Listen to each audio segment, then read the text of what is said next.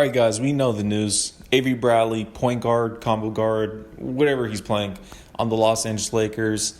He's opting out. He's not going to play for the regular season, let alone in the playoffs to go to Orlando to play on the bubble season, whatever it's called. So that leaves an opportunity for another starting role player to fill in his position. They can keep someone on their team like a KCP to fill that in, or Rajon Rondo. They can look elsewhere in free agency, maybe bring in J.R. Smith. Rumors have been escalating that he's the number one priority and pick they would roll with. There's some other rumors, maybe Jamal Crawford, Iman Shumpert. My pick for this, I think if they're going to keep the same playing style that they've had with their starting role and lineup, I think Iman Shumpert will be a great fit, just to substitute him pretty much to play the exact same role. He's a defensive-minded player. He can be able to hit the outside shot for three. He has veteran experience. He does have a championship belt underneath him, as well as being a starter on a championship appearance team in 2015 whenever he was playing with LeBron and the Cavs. And pretty much he can play the same way Avery Bradley. Avery Bradley's a better ball handler. Shumpert can bring up the ball, time to time, very few times. But Shumpert is a defensive-minded player. He is 6'5". Avery Bradley's around 6'2" in that area, so that does give more length to the Lakers. But let's see what they have to say here on ESPN and get my take. The NBA's Orlando bubble. He's been a co-leader of a players' coalition with Kyrie Irving that has sought to have several social justice issues addressed by the league in their restart plan. He has told ESPN, quote, "As committed to my Lakers teammates and the organization as I am, I ultimately play basketball for my family. So at a time like this, I can't imagine making any decision that might put my family's health and well-being at even the slightest risk. As promised, also, I will use this time away to focus on the formation of projects to help strengthen my communities." Woj was with us earlier this morning with more. It was driven by family. He's got a 6-year-old son among their 3 children that has a history of respiratory illness, and they did not believe he would be cleared to go into the bubble after the first round of the playoffs. It was a tough decision. Avery Bradley's been a great pro in the NBA. He's a starter on the best team, certainly in the Western Conference this season, and losing him is a significant blow for this Laker team. Indeed it is, and maybe the part of this that becomes fun is that J.R. Smith may very well be the one who winds up taking his spot on the roster, and certainly J.R. and LeBron have all kinds of history together. And so does Richard Jefferson, who has been on those teams, and he joins us live this morning from L.A. And so, RJ, I want to start with the Avery Bradley piece of this. When we talk about the Lakers and how good they are going into the bubble, Avery Bradley is not a name that usually comes up, but this is a guy who was a starter on this team. How significant of a loss is that for the Lakers? Yeah, Avery Bradley's been a very respectable player with the Boston Celtics and the Memphis Grizzlies for a couple playoff runs, quote-unquote. Listen, he's around 6'2". He's a shooting guard, quote-unquote. He can bring up the ball time, but he usually plays like a Marcus Smart type role, towards a defensive-minded player. He can read you as well as be able to take on one of the best guards in the game. Throw him as a defensive assignment, which was great for the LeBron James system of running the point guard position. Avery Bradley playing off guard. Then you have Danny Green as a spot up, AD as well as JaVale McGee in the post as well. Listen, Avery Bradley's going to be gone with. There's actually a stat the Lakers were actually 13-1 without Avery Bradley playing games. So, that's a plus, a positive for the Lakers side. They still have their identity. I think for their situation, when it comes with Avery Bradley, I would still prefer Iman Shumpert, but let's see what Richard Jefferson has to say about this. He used to play with especially LeBron. If you're looking at playing against the Clippers in the amount of perimeter offensive players that they have. You have Lou Will, you have Paul George, you have Kawhi Leonard, you have so many offensive players on that side. So if you're talking about a potential matchup against the Clippers, you're taking away possibly the best defender on the Lakers. So for that is a huge piece, because that's going to ask LeBron James, on top of his already 25 points a game and leading the league in assists, you're going to ask him to take on some more defensive responsibilities.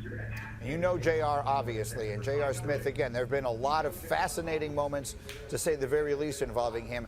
If he is indeed the guy the Lakers wind up bringing in, what do you think that means? I think it's great. I think you look at the you look at the impact that Dwight Howard had, basically being in his very, very last opportunity, kind of campaigning for a job. And I think J.R. Smith is in a similar position. Best behavior J.R. is typically the best J.R. that you get. So I think this would be a very, very good opportunity for him and a chance to prove himself once more. The Lakers, are they, in your mind, the favorites here? Again, the loss there, you bring back LeBron. Leadership feels unprecedentedly important at this time, and there is no better leader in the sport right now than LeBron. Are the Lakers, in your mind, the favorites, at least in the West? I would say that's debatable about LeBron being one of the best leaders, but I'll let that slide. I would still give the Clippers a slim margin. This one definitely hurts, losing Avery Bradley. It doesn't change the tide too much, but when you start to look at matchups, but I think the Clippers and their depth and the amount of players that they have that can play. You have Morris, you got Reggie Jackson, you have so much talent on that team. Real quickly, not to interrupt him too quick here. Listen, on paper, what I've seen, and if people are usually kind of, two-dimensionally, yeah, the Clippers, for sure. I trust their coaching. I trust they have an identity. Kawhi Leonard, I trust him as a number one option to where he can take you deep in the playoffs, let alone he has the winning DNA of a championship, especially just coming off a championship with the Clippers or the Raptors. Whenever he joined the Raptors, that demeanor of the team really changed. Kyle Lowry in the group, they used to be very chaotic, didn't know how to close out games. Whenever Kawhi Leonard came in, did the team look more calmed? I didn't credit Nick Nurse as well, but they had a championship foundation. They knew they could be able to win, and in the finals they played beautifully, and Kawhi Leonard put the finishing touches. Same thing in effect with the Clippers. They now have belief and hope since Kawhi's on the team. I think Paul George will really benefit with Kawhi Leonard being the alpha dog on the team. Similar role as Kyle Lowry the last following season. But listen, whenever it comes to the Los Angeles Lakers, losing Avery Bradley does hurt, especially in the playoffs, to where you can throw him on in the starting unit as a defensive assignment to different guards and stars on different teams, such as if you want to throw him on like Patrick Beverley against the Clippers. In the Bucks, they could have thrown him on, Eric Bledsoe. But, they're probably going to have to go with J.R. Smith. I'm not crazy on that pick. I know he is a knucklehead, and I know that team has championship aspirations. I know with JR, he can be nonchalant and kind of a goofball at times. If you do bring him on the team, I don't want him to start. I think you should probably move Rondo to the starting point guard position, move LeBron to the 3. But I know LeBron doesn't want that to happen because LeBron wants to be the point guard. Even if an injury so goes I know down on we'll just see what one happens player here. decides to back out, you're still loaded in your top group. RJ, I see you talking to so many different players all the time on your Instagram and other places. What are you hearing from guys as they now prepare? It's really here. They're going into the bubble soon. They're going back to work. They're going back to play. What kinds of concerns and thoughts are you hearing from players right now?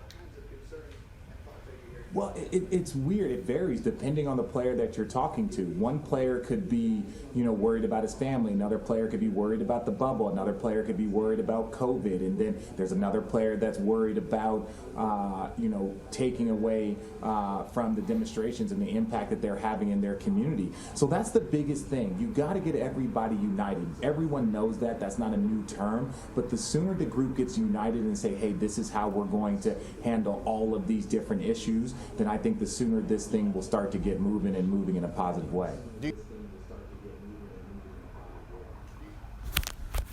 Yeah, I'm going to end it on there. I'm not going to go into the concern of when it comes to coronavirus and their tactics of things.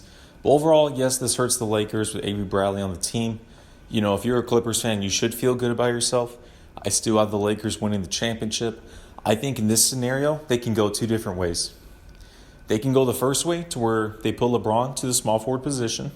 You have Rondo start as a point guard. There is a thing as playoff Rondo. I think in this scenario, Rondo is a better player to be a point guard on your team, starting as that role, initiating the offense, and as well as with him, he brings that level in the playoffs. With Rondo, if you throw him on the bench, he's not really a six-man role. He doesn't fit that style. So you can start Rondo for the first half as well as the second half. Start him for, around 6 to 7 minutes. Then you don't have to play him for the rest of the quarter or as well as the second quarter because you can have LeBron running the point later on. I think that'll be more formidable as a championship contending team that's the first option. I actually prefer that. Second option, which I think what they're actually going to do is have LeBron still at the point guard position because LeBron loves the ball in his hands. So you're probably going to have to run LeBron, still bring up the ball. And instead of Avery Bradley, I think the Lakers are actually going to sign J.R. Smith to fill in that same position. I don't agree with the move, chemistry-wise, let alone position. So I think the Lakers are going to do that. I don't agree with it. But they can actually go the different routes where if LeBron's going to be the point guard, he doesn't want Rondo starting, then to fill the best possible need is to sign Iman Shumpert to play that same role as Avery Bradley, which I think everyone's really overlooking when it comes to Iman Shumpert and the role he can play there. But that's what I got right now. We'll see what happens with the Lakers.